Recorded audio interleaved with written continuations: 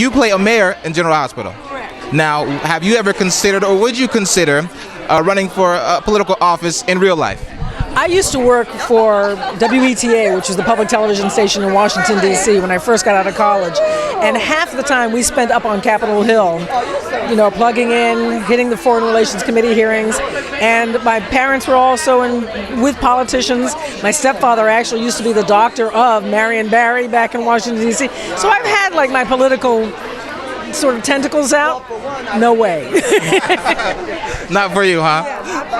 I shouldn't say that because I'm having fun being the evil mayor on General Hospital right now as Mayor Lomax. So there is that moment that you sort of think, I could do this, but then you go, no, I couldn't do this. I was going to ask you if you drew from that experience into your role on General Hospital at all. Oh, absolutely. We used to have politicians at our house all the time. My mother was on the White House Commission for Native American Affairs, and she was on the White House Commission for Aging and Youth.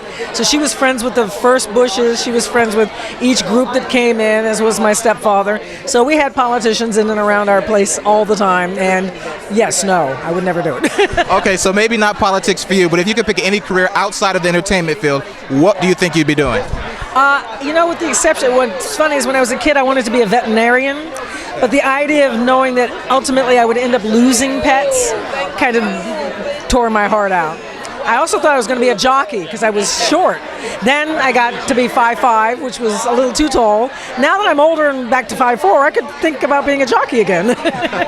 Well, listen, one final question. We're here celebrating women of distinction here at this event. So I want to ask you, what would you characterize as a woman of distinction? Sorry, say that? How would you define a woman of distinction? Anyone who has breasts and a labia fold at some point in their life.